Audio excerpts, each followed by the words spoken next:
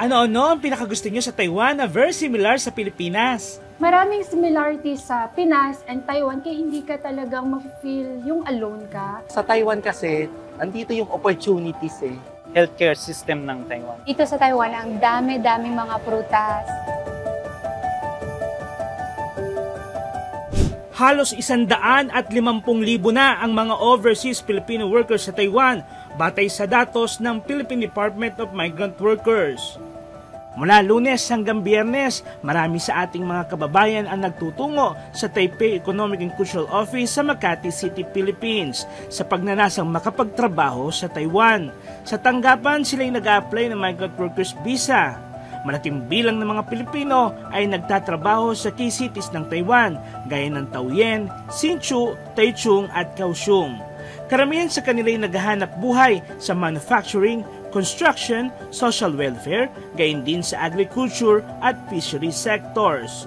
Batay kay Manila Economic and Cultural Office o MECO Chairperson and Resident Representative Silvestre Bello III, isa ang Taiwan sa top employment destination countries para sa mga Pilipino. Masayang-masaya ang ating mga kababayan doon.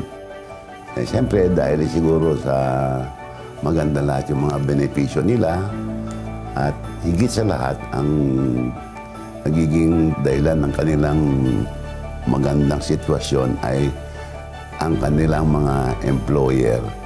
Patuloy ang ginagawang pag-aaral ng Taiwan sa labor rules nito upang maprotektahan ang karapatan ng migrant workers kabilang na ang mga Pilipino. Sa kasalukuyan, ang Filipino migrant workers ang isa sa pangunahing sources ng migrant workers sa Taiwan dahil ito sa abilidad, sipag at mahusay na communication skills ng mga kababayan. Highly qualified at masisipag ang Filipino migrant workers. May good English speaking skills din sila, kaya nga gustong-gusto i-hire bilang empleyado ang mga Pinoy sa technology industry ng Taiwan.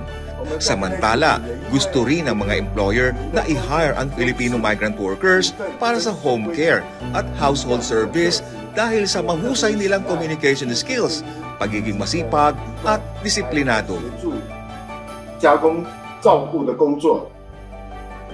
Ang Pinoy na si MJ, isang engineer sa isang factory, piniling maghanap buhay sa Taiwan. Aminin naman natin, syempre sa Pilipinas medyo mababa yung salary. Kaya dito sa Taiwan, para mabilis na makaahon at makapundar sa buhay, mas pinili kong magstay dito sa Taiwan. Nagkaroon po kami ng maayos na bahay, nabigyan ko po ng matinong bahay sina mama. Tapos napagawa po namin yung yung bahay namin ng maayos. Tapos meron na rin po akong commercial space for lease.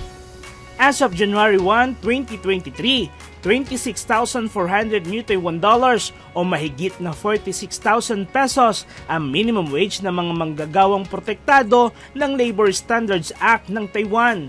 Bukod pa dito, ang overtime pay. Para naman sa mga migrant worker at employer na nais humingi ng assistant kaugnay ng usaping legal, protective shelter referral at iba pa, maaaring makipag-ugnayan sa 24-hour 1955 labor consultation and complaint hotline. Ang kababayang namang si Leo Val, naghahanap buhay naman bilang factory worker sa Taiwan sa loob ng 8 taon.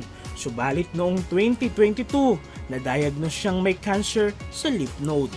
Anya, malaking tulong ang health insurance benefits para sa kanya. Bali po yung health insurance po namin. Napakalaking tulong po sa akin, kagaya po noon na nagkasakit po ako. Kung hindi po doon dahil sa health insurance, siguro hindi ko rin po kayang ipagamot yung sarili ko. Gawa ng sa sobrang laki ng gastusin sa pagpapagamot sa bilang isang cancer patient.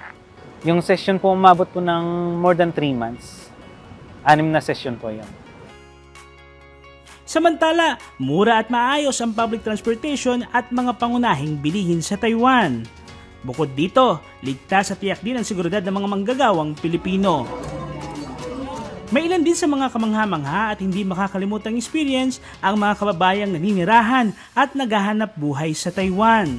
Gaya ng pagbisita sa shopping district at night markets. Popular ang mga lugar na ito para sa mga Filipino community sa Taiwan at bahagi na ng kultura ng mga Taiwanese.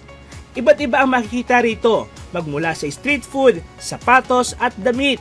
Mayroon ding games o mga palaro. Actually, dito sa Yongkang, marami talagang pumupunta ng mga kababayan natin. Hindi lang turista, pati mga migrant workers or mga kababayan natin na dito na nagtatrabaho. Una po talaga, syempre, ang street food. Pangalawa, sir, is yung mga desserts. Number 1 na po yung mango shaved ice. Yung mango shaved ice, you've never been to Yongkang kung hindi mo itry yun. Kaya dapat kainin natin yun. And then yung mga coffee shops dito, yung mga cafes dito napakaganda, iba't ibang klaseng design. And then syempre yung famous sa Taiwan na beef noodle. Have you tried beef noodles, sir? Kasi known po ang Taiwan for beef noodles. Matatagpuan ang night market sa urban at rural areas sa Taiwan. Isa sa pinakasikat ang Shilin Night Market. Kabilang sa mga hindi dapat palagpasin pagkain dito ay ang flame grilled beef cubes, herbal stew pork ribs, pork pepper buns at marami pang iba. Kahit na bago ka lang dito, hindi ka ma-homesick kasi ang daming places na pwede mong puntahan. And gaya dito, nandito tayo ngayon sa Zhongshan. Every Sunday, maraming mga Pinoy na pupunta dito. Yes, kaya hindi ka ma-homesick. Favorite ko talaga sa Pinas Bulalo. Mahahanap po rin yan dito sa Taiwan kasi maraming mga Pinoy store na pwede mong puntahan.